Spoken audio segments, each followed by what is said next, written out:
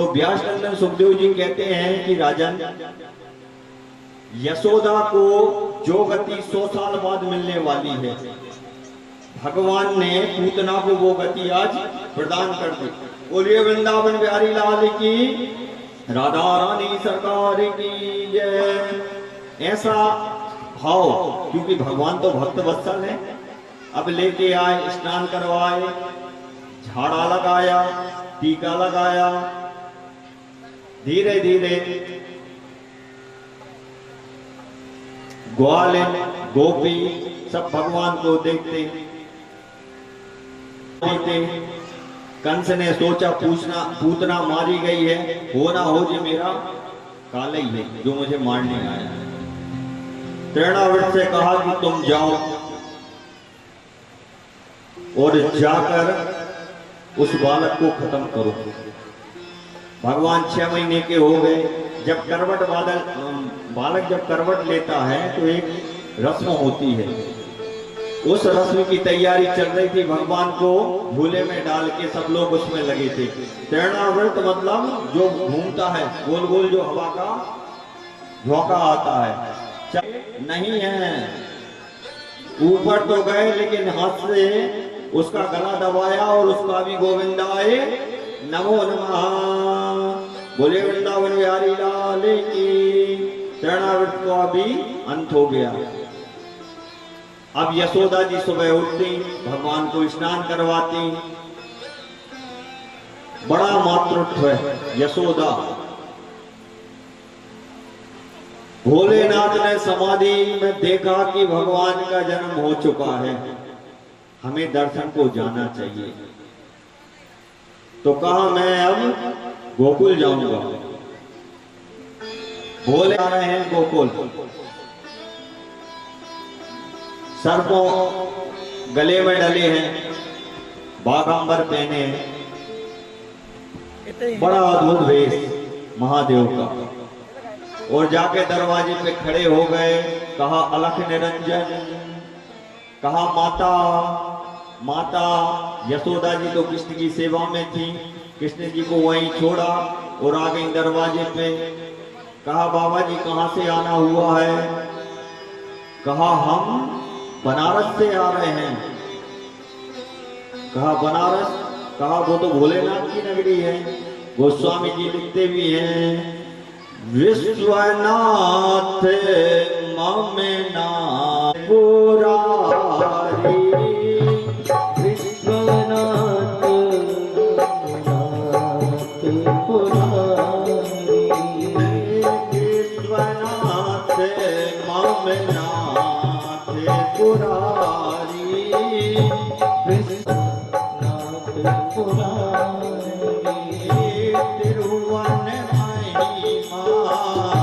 विदिते तुम्हारी, त्रिभुवन महिमा विदिते तुम्हारी, विश्वनाथ ममनाथ पुरारी, विश्वनाथ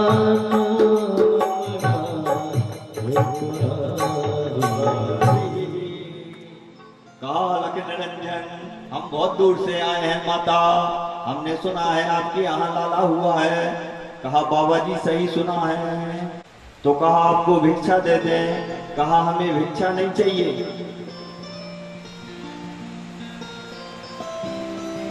भिक्षा नहीं चाहिए। हमारे यहाँ भी महादेव का आगमन हो रहा है। सब लोग हाथ जोड़ के, मैं स्तुति बोलूंगा, आप तो हाथ जोड़ के प्रणाम करिए।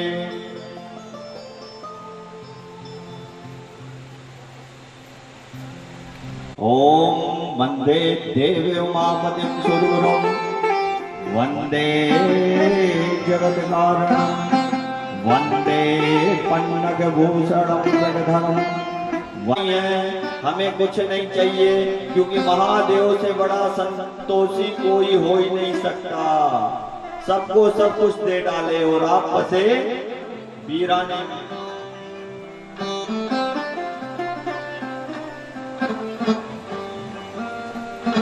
भोलेनाथ के पास सब है और सब दे रहे हैं। और एक दिन ऐसा परशु मृगवरावीति हस्तं प्रसन्नं पद्मासीनं समन्तात् स्तुतमोहरगणे व्याघ्रकृतिम्बसानं विश्ववाद्यं विश्ववन्दनं निखिलवैरं पंचवक्त्रं त्रिनेत्रं शंकर तेरी जटा से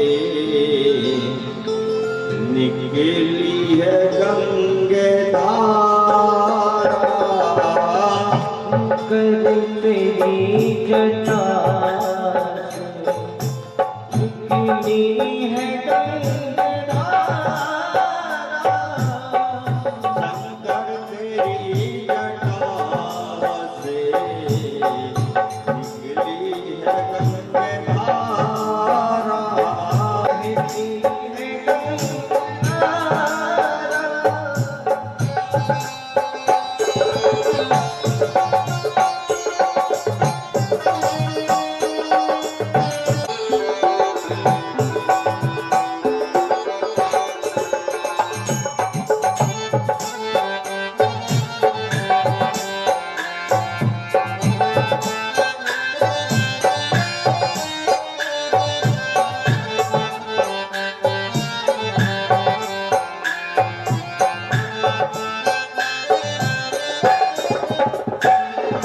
गले मुंडवाल राजे, शशिमाल में विराजे। गले मुंडवाल साजे, शशिमाल में विराजे। डमरू में नाद बाजे, डमरू में नाद बाजे।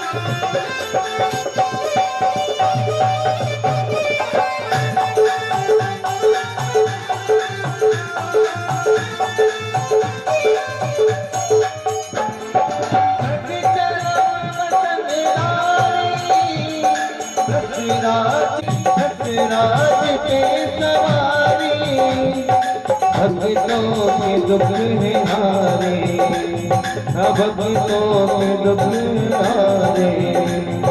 कैलाश में बिहारा, भोले तेरी जटा बहती है गंगा,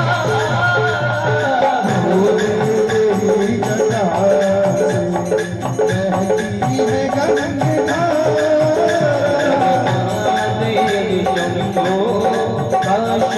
विश्वनाथ गंगे हर हर महादेव शंभो काशी विश्वनाथ गंगे हर हर महादेव शंभो काशी विश्वनाथ गंगे हर हर महादेव शंभो काशी विश्वनाथ गंगे काशी विश्वनाथ गंगे बाबा अमरनाथ गंगे काशी विश्वनाथ गंगे बाबा अमरनाथ गंगे काशी विश्वनाथ गंगे बाबा अमरनाथ गंगे काशी विश्वनाथ गंगे बाबा अमरनाथ गंगे।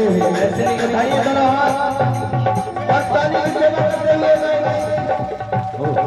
हर महादेव शंभो काशी विश्वनाथ गंगे हर हर महादेव शंभो काशी विश्वनाथ गंगे हर हर महादेव शंभो काशी विश्वनाथ गंगे हर हर महादेव शंभो काशी विश्वनाथ गंगे काशी विश्वनाथ गंगे बाबा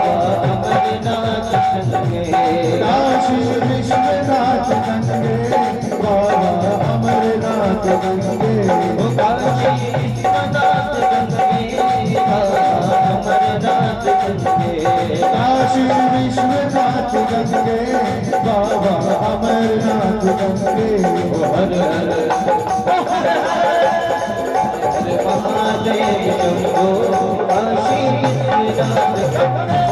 हर हर महादेव शंभो काशी विश्वनाथ गंगे हर हर महादेव शंभो काशी विश्वनाथ गंगे हर हर महादेव शंभो काशी विश्वनाथ गंगे हर हर महादेव शंभो काशी विश्वनाथ गंगे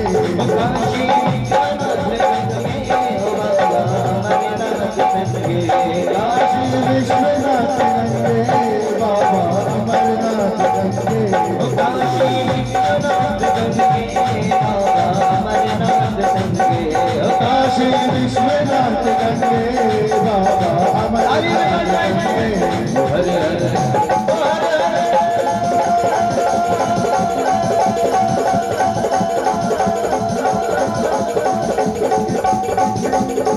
हर महादेव शंभो काशी विश्वनाथ गंगे शंभो काशी विश्वनाथ गंगे काशी विश्वनाथ गंगे काशी विश्वनाथ गंगे काशी विश्वनाथ गंगे काशी विश्वनाथ गंगे। बोलिए शंकर भगवान की जय। हर हर तो आपके यहाँ जो लाला हुआ है उसके एक बार दर्शन करवा दो। मैं दर्शन की आस लेके यहाँ आया हूँ।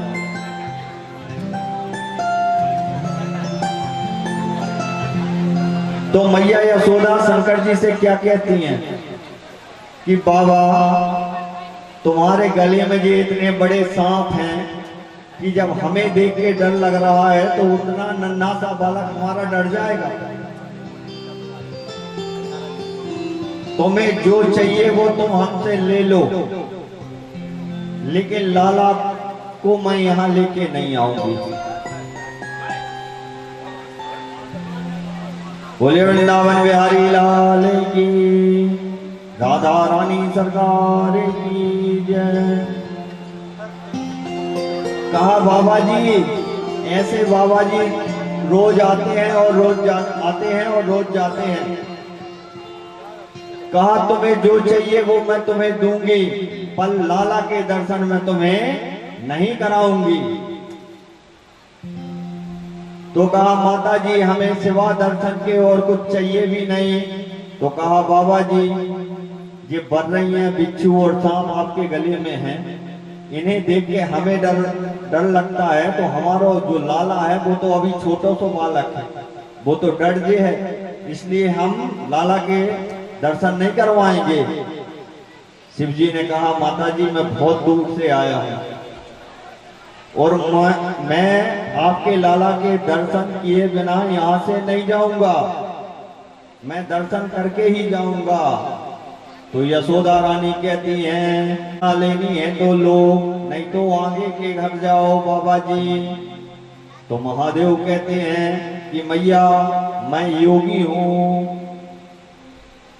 और हठी योगी हूं, मैं 6 महीने अपनी आसन यहीं लगा दूंगा, कभी तो आपका लाला बाहर आएगा तब मैं दर्शन कर लूंगा। तो यशोदा जी कहती हैं कि बाबा जी अकेला एक दरवाजा नहीं है हमारे यहाँ, बहुत से दरवाजे हैं। आप 6 महीने यहाँ बैठेंगे, मैं 20 साल तक लाला को इस दरवाजे से भेजूंगी नहीं, क्योंकि मैं भी हटी हूं। भोलेनाथ ने बहुत बुरा किया, एक बार झलक दिखा दे। यशोदा जी के हैं नहीं, ये सांप बिच्छू आपके गले में जो है ना, इनको देख के मेरा लाला डर जाएगा, मैं आपको लाला के दर्शन नहीं करा पाऊंगी। अब भगवान थोड़े महादेव निराश हुए और वहां से चलने लगे। चले जा रहे थे, जैसे ही गए हैं वहां से निकले तो भगवान कृष्ण ने रोना शुरू कर दिया।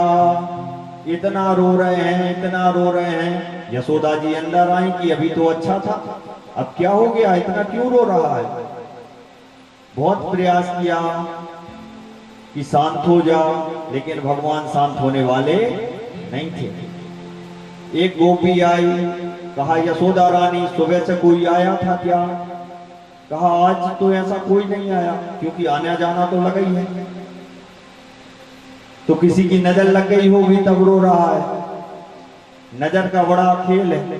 तो कहा कोई आया होगा और नजर लग गई होगी, तो कहा इसकी नजर उतरवा देते हैं। नजर उतरवाई तब भी भगवान शांत नहीं हुए।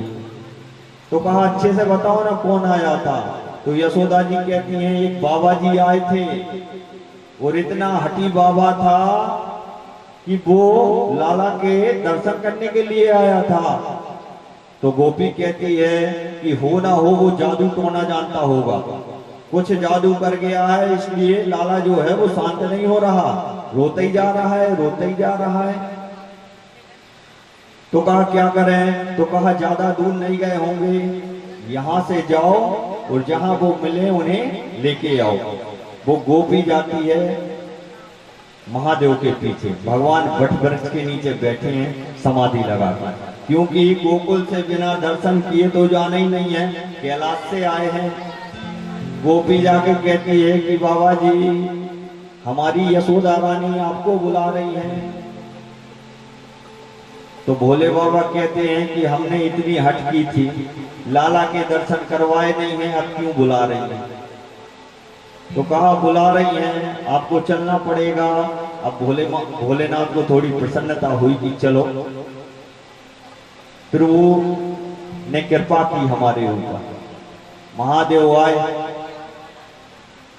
यशोदा जी का नहीं दर्शन तो मैंने कर लिए हैं, लेकिन मैं चाहता हूं कि एक बार अपने लाला को मेरी गोद में आप दे दें। तो यशोदा मैया कहती हैं नाना बाबा जी सांप कई प्रकार के हैं आपके गले में, और ये तो सांपों से इतना डरता है, इतना डरता है कि फोटो में भी अगर सांप देख ले तो रात भर नहीं सोता, इसलिए मैं अपना लाला आपको नहीं दे पाऊंगी। तो कहा माता थोड़ा स्पर्श तो करने दे। अब भगवान महादेव मन में विचार कर रहे हैं, जो 1000 फनों वाले शेष नाग की सैया पर विराजमान होते हैं, कहा मैया बहुत भोली है, कहती है सांपों से डर लगता है। अरे मैया को पता नहीं है ऐसा वैसा सांप नहीं जिसके 1000 फन है, जिसपे ये विराजमान होते हैं। तो कहा नहीं बाबा जी हम आपको लाला को नहीं देंगे। तो कहा स्पर्श तो करने दो। दोनों चरण पकड़े महादेव ने और अपने माथे से लगा लिए कि प्रभु आज मैं धन्य हो गया, मैंने आपका बाल स्वरूप के दर्शन किए। और वहां से अलख निरंजन करते हुए निकल गए। बोले भगवान की लीलाएं तो इतनी मधुर है, जितना भी सुनाए उतना कम है। धीरे धीरे समय बीता। अब गोकुल में तो पता ही नहीं चलता था कब दिन है और कब रात है। समय बीता, 1 वर्ष हो गया। यहां वसुदेव जी को कंस ने रिहा कर दिया था। वसुदेव जी ने सोचा कि 1 वर्ष का बालक तो छोटा हो गया है और उससे ऊपर जो है वो बड़ा हो गया है। दोनों बालकों के नामकरण संस्कार नहीं हुए हैं। नामकरण संस्कार तो होना चाहिए, नियम से 6 महीने के बाद नामकरण संस्कार हो जाना चाहिए, पहला ऐसा शास्त्रों में लिखा है। तो वसुदेव जी जो हैं वो अपने कुल गुरु गर्गाचार्य के पास पहुंचे। जी, आपको तो सब ज्ञात है, रोहिणी का पुत्र और देवी का पुत्र दोनों नंद के यहाँ हैं। मैं चाहता हूं, गर्गाचार्य कहते हैं कि वसुदेव, बोलिए वृंदावन बिहारी लाल की। नंद बाबा के यहाँ गए। नंद बाबा ने बड़ा भारी स्वागत किया कि अहो भाग्य ब्राह्मण, हमारे यहाँ आए, हमारा बड़ा भाग्य है। तो कहा महाराज जी कैसे आना हुआ? अब गर्गाचार्य को तो नामकरण करना था और कहना भी नहीं था कि उनका नामकरण करने के लिए हम आए। तो कहा हम आए थे एक जगह, नामकरण संस्कार होना था। जो नामकरण कहा है, नंद बाबा को ध्यान आ गया कि हे भगवान, हमारे दोनों बालक भी 1 साल के होने वाले हैं, लेकिन अभी तक हमने नाम तो रखा ही नहीं है। तो कहा महाराज जी आप ठहरो, हम यशोदा से बात करके आते हैं, हमारे बालकों का भी आप नामकरण कर दीजिए। तो गर्गाचार्य जी कहते हैं कि नंद बाबा देखो, मैं हूं यदुवंश का कुलगुरु। अगर मैंने इन बालकों का नामकरण किया तो वो कंस को पता चल जाएगा और कंस है तुम्हारा बैरी। और आपके यहाँ जितने भी उत्सव हुए हैं बड़े धूमधाम से हुए हैं, अगर ऐसा ना हो नहीं तो नामकरण को भी आप धूमधाम से करने लगो।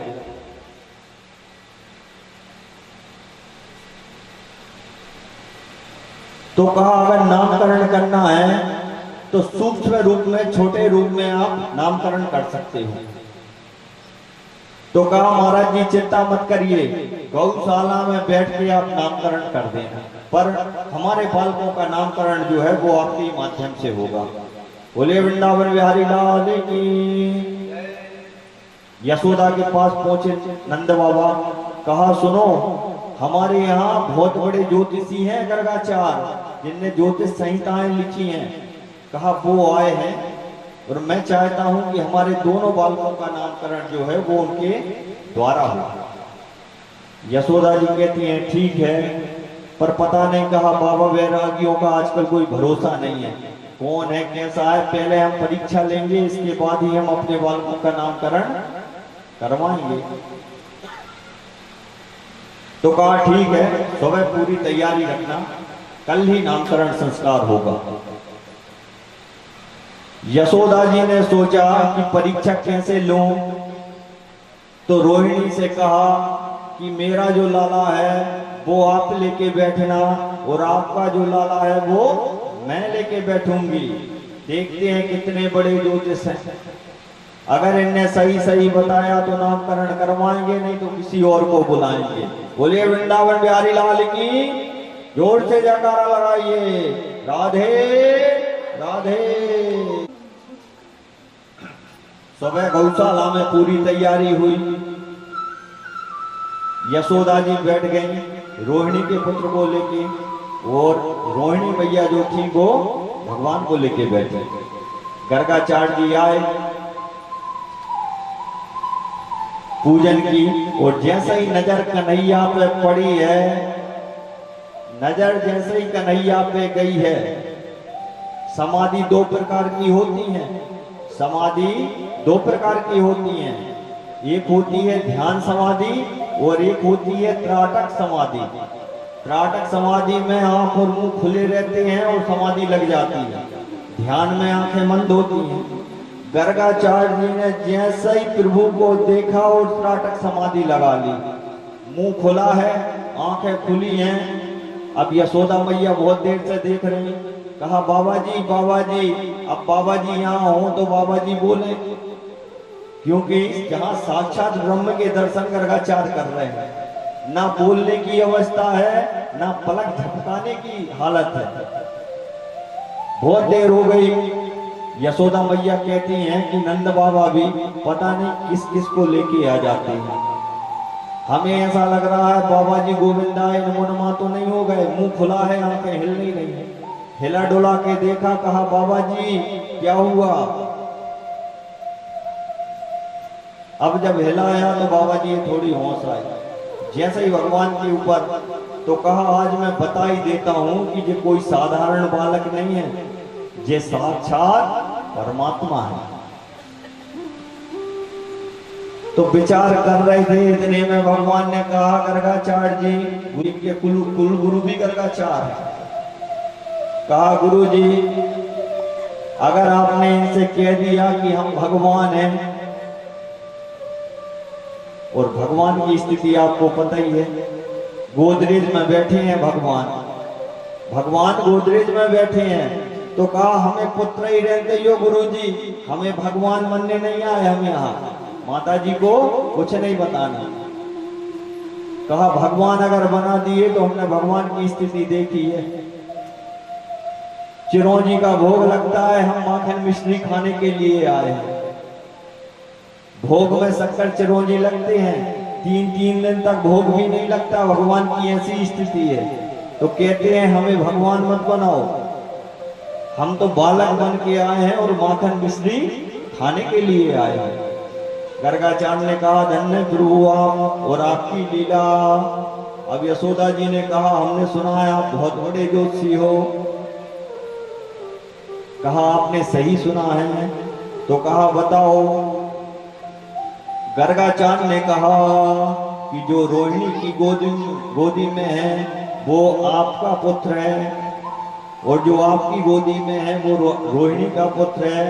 अब यशोदा जी को ऐसा लगा कि ये तो बहुत जानते हैं, माता का स्वभाव होता है, 1-2 चीजें अपन ने बताई, उन्होंने कही वो तो बहुत जानते हैं। यशोदा जी को विश्वास हो गया कि नहीं गुरु जी तो अच्छे हैं, काम किए हैं।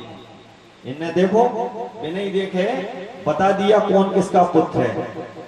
तो कहा ठीक है बाबा जी वो तो सब ठीक है, आप नामकरण करिए। तो कहा आपकी गोदी में जो पुत्र है अयम ही रोहिणी पुत्रो रम्यज्ञ सुहृदो गुणे आख्यास्यते रामा इति बलाधिक्यात् बलम विदो। जो रोहिणी का पुत्र है इसका नाम होगा राम। बल की अधिकता के कारण इसको लोग कहेंगे बलराम, एक नाम। कहा इसका एक नाम होगा बलभद्र।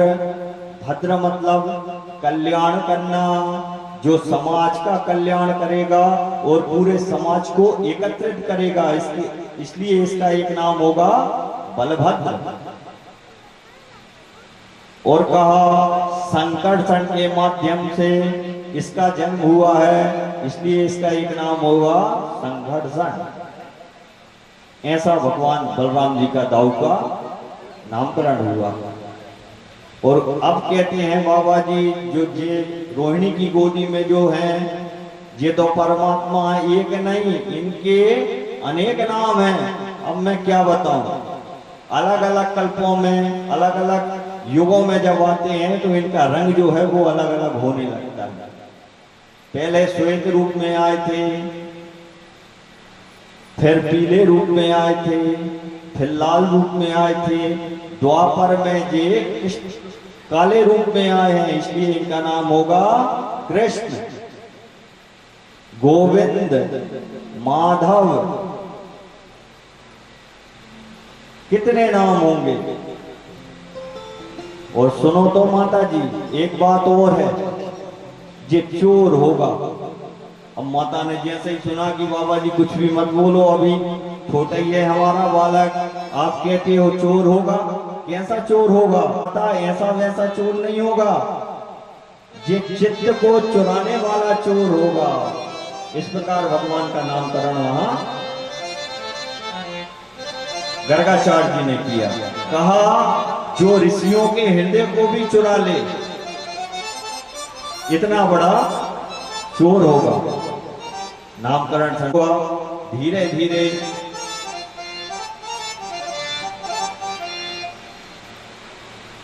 धीरे धीरे समय बीता।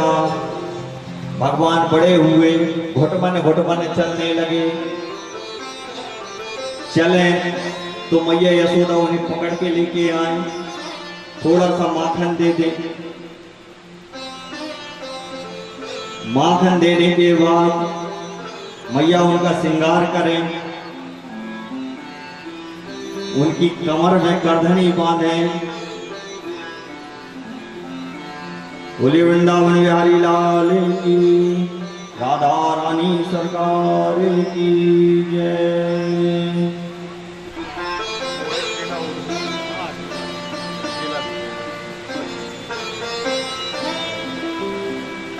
इतना दिव्य स्वरूप, माथे पे जो है वो मोर मुकुट है, हाथ में मुरली है, थोड़ा सा माखन लगा है।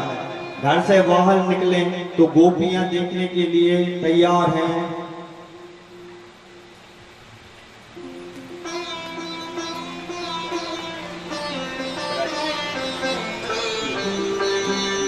गोपियां तो बहाना ढूंढती थीं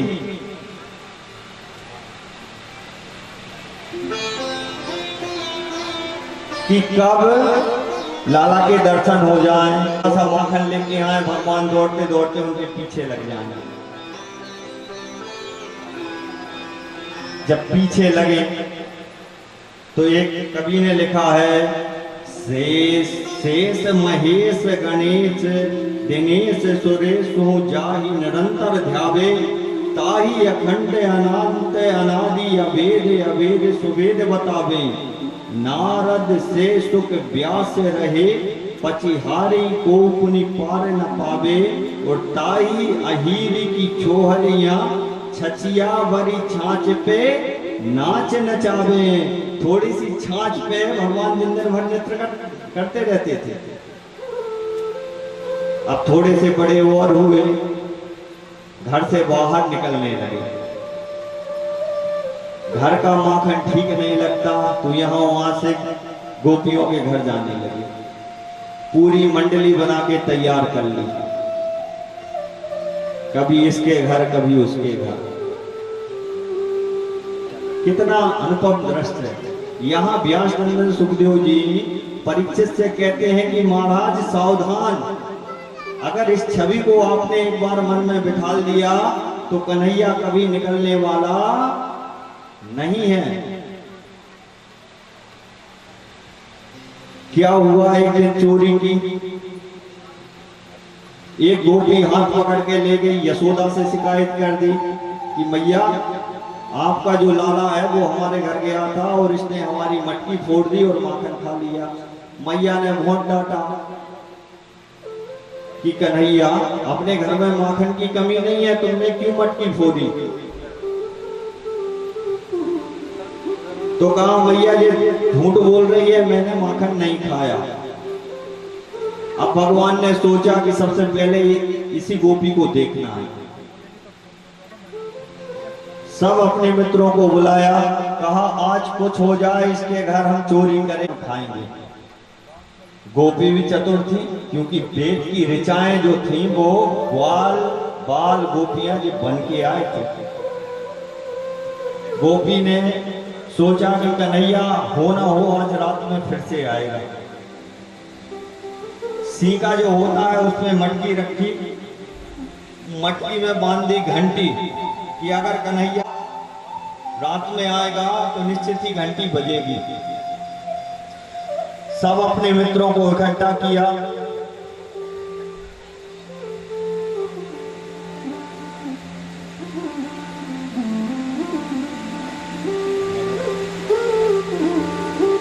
भगवान ने नीति बनाई और सबको इकट्ठा किया। कहा आज वो गोपी है ना जिसने शिकायत की थी, उसके यहाँ चलना है और माखन खाना है। सबको लेके आए, ग्वाल बाल थे। कहा कन्हैया तुम तो पकड़ोगे और मटकी फोड़ोगे, लेकिन ऐसा ना हो, नहीं तो गोपी जाग जाए और हम पकड़े जाएं। तो कहा चिंता मत करो, कुछ नहीं होगा। रात में गए उसके घर, माखन सीके पे टंगा था मटकी में, एक के ऊपर एक खड़े हुए और भगवान ने धड़ाम से लेके फोड़ दी। अब मटकी जब फोड़ी तो आवाज नहीं आई। जो गोपी थी वो चतुर थी, और भगवान ने जैसे ही थोड़ा सा माखन अपने मुंह में रखा है और घंटी बजने लगी। घंटी बज रही है,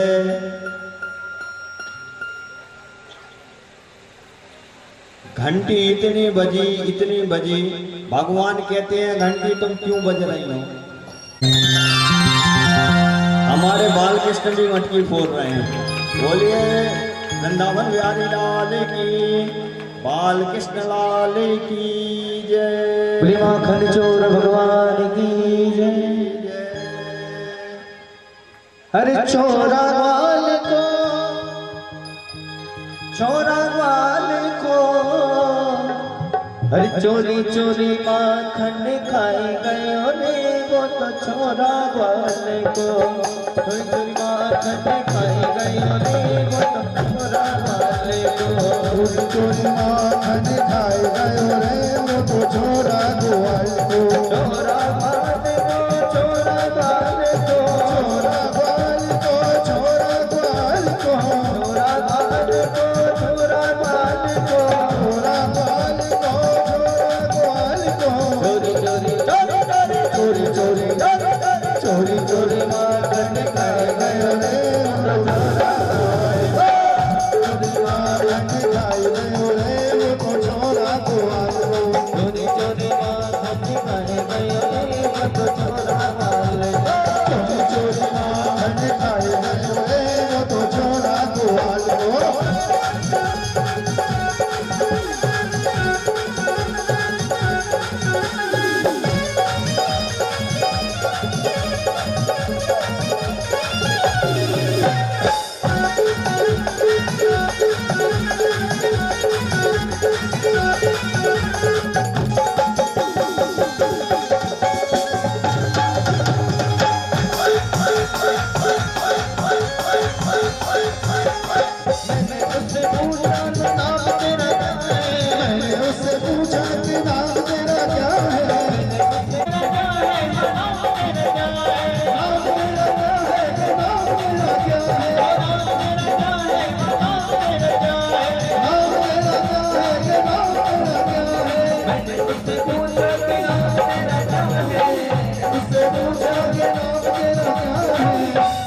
अरे मैंने उससे पूछा कि नाम तेरा क्या है, तो क्या नाम बताया?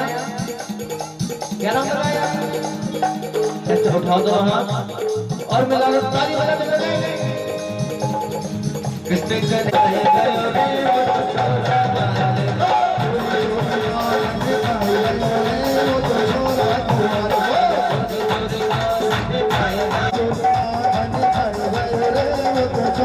ग्वाल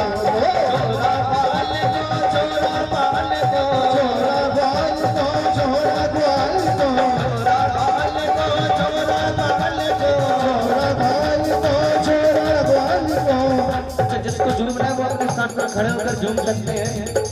कहते हैं ना कि हमारे कन्हैया के दरबार में जो नाच लेता है उसको संसार के सामने नाचने की जरूरत नहीं पड़ती। तो जिसको झूमना है वो झूम सकते हैं, मस्ती में। चोरी चोरी माखन खाए गयो रे वो तो छोरा ग्वाल को। चोरी चोरी माखन खाए गयो रे वो तो छोरा ग्वाल को। चोरी चोरी माखन खाए गयो रे वो तो छोरा ग्वाल को। चोरी चोरी माखन खाए गयो रे वो तो छोरा ग्वाल को।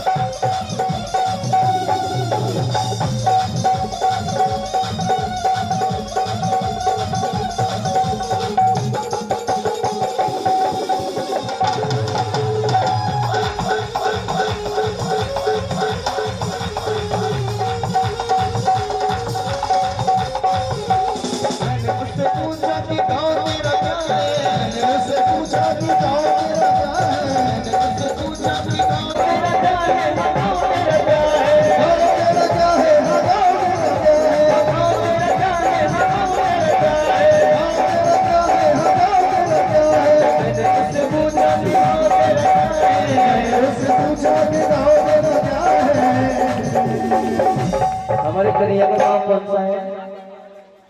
कौन सा? अरे वो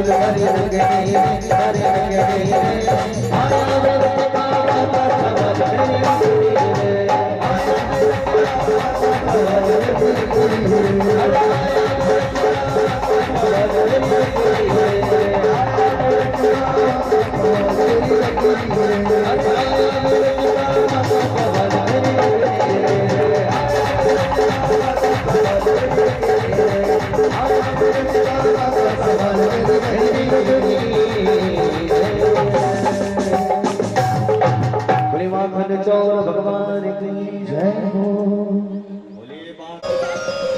मटकी फोड़ने के बाद घंटी से कहा तू क्यों बज रही है, तू क्यों बज रही है? तो घंटी भगवान से क्या कहती है? फिर वो जब तक मटकी फोड़ी है आपने, मैं बजी नहीं हूँ, मैं जहाँ थी वहीं रही हूँ, लेकिन जैसे ही आपने माखन खाया है और मैंने बजना शुरू कर दिया। कहा अगर आप भोग पाएंगे और मैं नहीं बजूंगी तो कैसे चलेगा, इसलिए भोग में घंटी बजाई जाती। तो कहा मैं इसलिए बजी हूँ। सुनते ही ग्वालिन आ गई। आज तो भगवान को पकड़ लिया। कहा चलो तुम्हें यशोदा रानी के यहाँ रख लें। हाथ पकड़ के ले गई। कहा यशोदा रानी तुम कहती थी हमारा लाला चोरी नहीं करता, जी देखो इसके मुंह में माखन लगा है, इसने हमारे यहाँ आके मटकी फोड़ी है और माखन खाया है। अब यशोदा रानी ने जैसे ही देखा कन्हैया को तो माखन तो लगा ही था मुंह में। तो कहा लाला तूने चोरी की? तो भगवान कहते हैं मैया मैंने चोरी नहीं की। तो कहा देख ये गोपी मुझे पकड़ के लेके आई है, मैंने चोरी नहीं की। और मैया एक बात और बताओ, ये गोपियां इतनी चतुर हैं कि पहले बुलाती हैं फिर चोरी का आरोप लगा के यहाँ लेके आती हैं। मैंने चोरी और रोना शुरू कर दिया। बच्चों की आदत होती है, गलती को अगर छिपाना है तो रोना शुरू कर दो। तो कहा मैंने चोरी नहीं की, पहले ये बुलाती हैं फिर माखन खिलाती हैं और फिर डांट लगाने के लिए आपके पास लेके आती हैं कि मैंने इनके यहाँ चोरी की। सुखदेव जी परीक्षित से कहते हैं कि महाराज पुनः सावधान हो जाइए, वो छवि भी कितनी अनुपम होगी। और उस छवि को अगर आप अपने हृदय में विचार करेंगे कि एक ग्वालिन जो है वो भगवान को हाथ पकड़ के लेके आई है और भगवान के मुंह में माखन लगा है। मैया यशोदा कह रही है कि लाला, कहा अब भगवान तो रो रहे हैं, कहा गोपी ऐसा क्यों करती हो? तो कहा नहीं, इनने चोरी की है। अब यशोदा मैया ने कहा कि उधम तो ये करता है पर चोरी नहीं कर सकता। तो कहा बेटा, अपने यहाँ माखन की कमी है क्या? जितना लगे उतना माखन खाया करो। तो कहा नहीं मैया, मैंने चोरी नहीं की। तो कहा अब कहीं नहीं जाना तुम्हें, जो कुछ खाना है तुम्हें यहीं खाना है। कहा ठीक है मैया। एक दिन सुबह सुबह यशोदा मैया जो थी, कश्मान मृद मदान तुमनः भवान भक्षिता वान रहा वंदिते तब का होते कुमारास्ते गिरजो वयम। सुबह से, क्योंकि यशोदा मैया साक्षात ममता की मूर्ति है, जो सबको यश प्रदान करें वो यशोदा। सबका ख्याल रखना, सबके भोजन की व्यवस्था, वो कन्हैया के लिए तो सुबह से लगा के शाम तक। सुबह सुबह सोचा कि अब रात में तो ऐसे ही सो गया था। मैया जब भगवान सोते थे तो मैया आंखों में काजल लगाती थी भाई भगवान की। सुबह सुबह दही जो है मथ रही थी। इतने में कन्हैया उठ के आए। हाथ जो था वो आंखों में लग गया तो काजल जो था पूरा फैल गया और कहा मैया मुझे भूख लगी है, मुझे खाने को कुछ दो। तो यशोदा जी ने कहा पहले मुंह हाथ धो के आओ फिर माखन दूंगी। भगवान का स्वभाव था, माता चिढ़ती थी और भगवान चिढ़ाते थे। कहा आज हम कुछ करने वाले नहीं है, पहले माखन खाएंगे इसके बाद। नहीं माने, रूठ के बैठ गए। जब भगवान रूठते होंगे तो कैसे लगते होंगे। मैया ने बहुत मनाया, कहा अच्छा ठीक है थोड़ा सा माखन खा ले। धीरे धीरे घुटमन चलने लगे और बाहर जाने लगे। यशोदा जी के साथ यमुना किनारे पहुंचे, मिट्टी उठाई और मिट्टी खा ली। बलदाऊ ने कहा मैया इसने मिट्टी खाई। तो यशोदा जी कहती हैं क्यों रे लाला तूने मिट्टी खाई? तो भगवान कहते हूं हमने मिट्टी नहीं खाई, एक दो ग्वाल वाल और थे, कहा हमने देखा है इनने मिट्टी खाई। यशोदा जी ने कहा सच सच बता तूने मिट्टी खाई? तो भगवान कहते हैं हूं, क्योंकि मुंह में तो मिट्टी थी। जल्दी से गप करके ले गए पेट में, कहा मैया मैंने मिट्टी नहीं खाई। यशोदा मैया ने कहा आकर, तो जैसे ही याद किया है क्या देखती हैं यशोदा मैया? कस्मात् मृदमदान्त मां कहा भवान ब्रह्मांडदितः एतत् समये कृष्ण रूपेण सरोससः। पूरा ब्रह्मांड दिख रहा है, अतल वितल सुतल तलातल रसातल 14 लोग जो हैं सबके दर्शन मैया कर रही हैं मुंह में। उसमें गोकुल भी दिख रहा है, यशोदा रानी भी दिख रही है जिनके हाथ में छड़ी है, कन्हैया के कान पकड़ के रखा है, कई सप्तऋषि दिख रहे हैं, तारा मंडल दिख रहा है। मैया तो बौखला गई कि ये क्या है, मुंह है कि पूरा ब्रह्मांड है। बोलिए वृंदावन बिहारी लाल की, राधा रानी सरकार की जय। कहा जे क्या है? अब भगवान ने सोचा मैया ने तो सब देख ही लिया है, क्योंकि भगवान के मुंह में हम सब बैठे हैं, हम अभी भी भगवान के मुंह में बैठे हैं। तो मैया ने जैसे ही देखा कि मेरे जैसी एक यशोदा और इनके मुंह में है, भगवान ने योग माया से कहा कि अभी नहीं। मैया ने अगर हमें फिर से भगवान बना दिया तो भगवान की स्थिति पता है, लोग गोदरेज में ताले में बिठा के रखा था, भगवान ताले में रखते हैं भगवान को, 3-3 दिन में भोग लगा रहे हैं। तो कहा भगवान बनने में फायदा नहीं है, अगर इनने भगवान बना दिया तो 3 दिन तक भोग नहीं लगेगा। योग माया से कहा कि इनकी बुद्धि जो है वो घुमा दो। जैसे योग माया ने अपना प्रभाव दिखाया, यशोदा रानी जो थी वो भूल गई। सब लोग घर आए, आगे देखा। एक दिन क्या हुआ, भगवान पनघट पे गए, गोपियों की मटकी फोड़ी, गोपियां उल्हायना लेके आई। अब तो डेली का काम था उल्हायने वाला, तो कहा आज क्या कर दिया। गोपियां कहती हैं हमारी मटकी फोड़ी है। यशोदा जी को आ गया क्रोध, क्रोध आया तो कहा आज तो मैं इसको नहीं छोड़ूंगी, इसको मैं बांध के रहूंगी। अब यशोदा जी जो है छड़ी हाथ में है, कृष्ण आगे आगे हैं और यशोदा जी पीछे पीछे हैं। भगवान दौड़े जा रहे हैं कि इसका जो उद्यम है वो बढ़ता ही जा रहा है, इसलिए आज तो मैं इसको सजा दूंगी। कर्मयोगी महाराज परीक्षित कहते हैं कि अहो भाग्य। व्यासनंदन सुखदेव से कहते हैं कि महाराज जी कितनी सौभाग्यवती है यशोदा कि जिसके पीछे पूरा संसार भागना चाहता है, आज यशोदा जी उस परमेश्वर के पीछे भाग रही है। अहो भाग्य। ऐसा है, इनने कौन सा पुण्य, कौन सा दान किया होगा कि भगवान के पीछे छड़ी लेके यशोदा जी भाग रही है। कहा ठहर जा कन्हैया ठहर जा। अब भगवान ने सोचा 80 साल की उम्र है, 5 साल बड़ी थी नंद बाबा से, 75 के वो थे तो 80 की ये थी। कहा ज्यादा परेशान नहीं करना चाहिए। भगवान ठहर गए। यशोदा जी ने भगवान को पकड़ा, कहा आज मैं तुम्हें ऊखल से बांधूंगी। रस्सी लेके आई, जैसे ही बांधने के लिए ऊखल में रस्सी बढ़ाई तो रस्सी कम गई 2 अंगुल। ओल लेके आई, जोड़ी, फिर बांधने की कोशिश की, रस्सी फिर कम गई 2 अंगुल। अब घर में जितनी रस्सियां थी सब उठा लाई कि हे भगवान आज हो क्या रहा है, ये बंधता क्यों नहीं है। भगवान को कोई बांध सकता है क्या?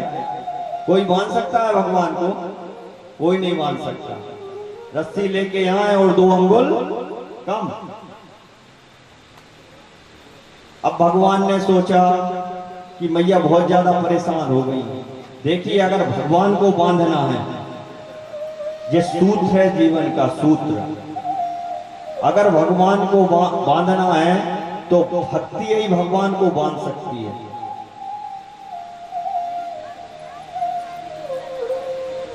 भक्ति में भगवान बांधे जाते हैं। यशोदा मैया परेशान हो रही हैं, भगवान से देखा नहीं गया और भगवान बंध गए। बांध के चली गई में कहा आज तो मैया ने सजा दे ही दी है। अब धीरे धीरे कहा कोशिश करें, हो सकता है खुल जाए मैया, लेकिन भक्ति का बंधन इतने जल्दी खुलने वाला नहीं है। बोले वृंदावन बिहारी लाल की, राधा रानी सरकार की। भगवान घसटते हुए जा रहे हैं। नंद बाबा के आंगन में 2 वृक्ष लगे थे बहुत साल, बहुत पुराने, यमलार्जुन के। बीच में से निकले, ओखल फंस गया। भगवान ने एक झटका दिया, दोनों वृक्ष धड़ाम से गिर गए। बोले वृंदावन बिहारी लाल की। उन वृक्षों में से 2 महापुरुष निकले। ये कोई और नहीं है, नल और कुंवर, कुबेर के पुत्र थे। क्या हुआ, एक बार नारद जी जो थे वो रमण करते हुए जा रहे थे और कुबेर के पुत्र, आप जानती हो कुबेर कौन है? कुबेर धन का राजा है, धनाध्यक्ष कुबेर। अहंकार की जो वृत्ति होती है, अहंकार में व्यक्ति क्या क्या नहीं करता। निर्वस्त्र होकर स्नान कर रहे थे, शरीर पर एक भी वस्त्र नहीं था। नारद जी पहुंचे और जैसे नहा रहे थे वैसे ही आके खड़े होकर प्रणाम कर रहे हैं। कहा देवर्षि नारद को हमारा प्रणाम। नारद जी ने कहा कुबेर के पुत्र हैं, पैसा वाला है कुबेर। कहा कुबेर के पुत्र हैं इसलिए इनको इतनी भी मर्यादा नहीं है कि कम से कम वस्त्र तो पहन लेते। आके प्रणाम किया। नारद जी ने श्राप दे दिया, जैसे जड़ की भांति, जड़ मतलब वृक्ष, जाओ तुम जड़ हो जाओ। तो इनने बड़ी याचना की कि महाराज जी हमारा उद्धार कैसे होगा। तो कहा द्वापर में भगवान जब नंद और यशोदा के यहाँ आएंगे तो तुम्हारा उद्धार होगा। आज ये दो वृक्ष जो गिरे हैं उनमें से ये दो महापुरुष निकलेंगे। भगवान की बारंबार स्तुति कर रहे हैं कि प्रभु अगर संत शराब भी देता है तो वो वरदान के समान होती है। संत की श्राप, नारद जी ने हमें श्राप दिया था। अगर नारद जी श्राप नहीं देते तो आप के दर्शन कैसे होते। आज वो श्राप नहीं है, वो तो वरदान हो गया है। कहा आप भक्त वत्सल हैं, दीन बंधु हैं, करुणा निधान है।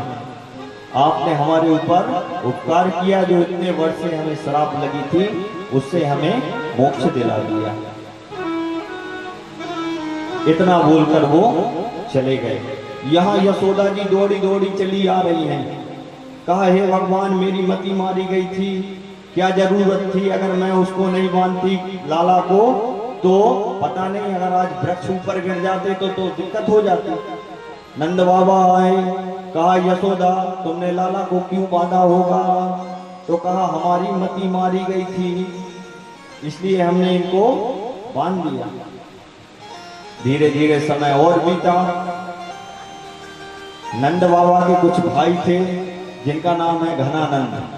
कहा भैया गोकुल में हमने देखा है कितनी विपत्तियां आ रही हैं जब से लाला हुआ है। यह जगह हमारे रहने की लायक नहीं है, इसलिए इस जगह को हम छोड़ देते हैं। नंद बाबा ने कहा लेकिन इतने जल्दी जाएंगे कहां। तो कहा पास में ही वृंदावन है,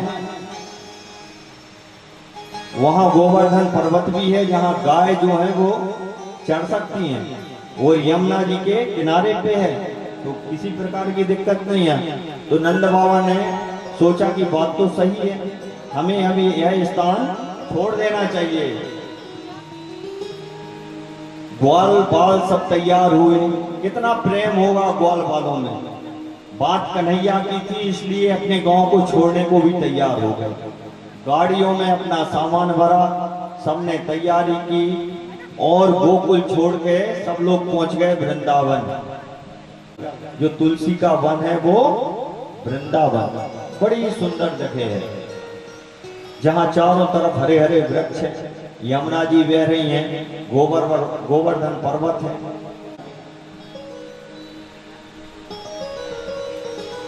अब जब पहुंचे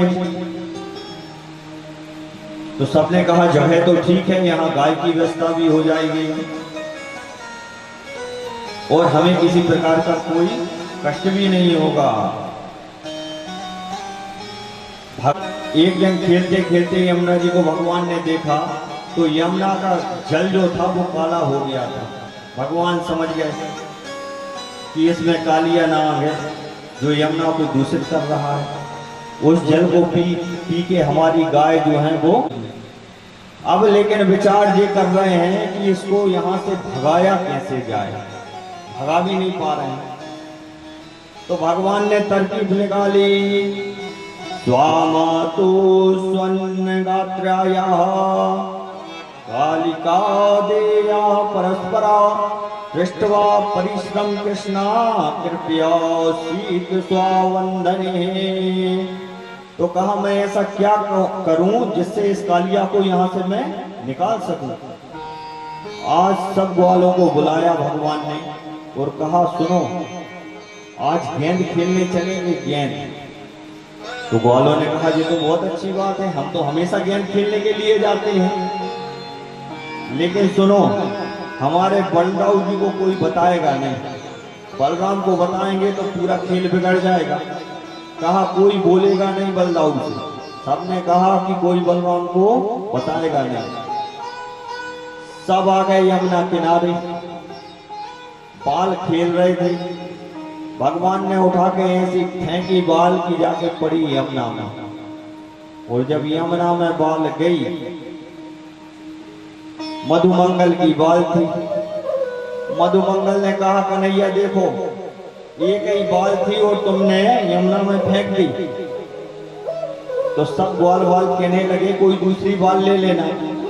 अब मधुमंगल कहते हैं कि नहीं, हमें तो वही बाल चाहिए जो हमारी थी, हमारी बाल हमें चाहिए। तो भगवान ने कहा चिंता मत करो, हम तुम्हारी वही बाल लाके हम तुम्हें देंगे, क्योंकि भगवान को तो जाना था भक्तों की रक्षा के लिए भगवान ने क्या क्या नहीं किया।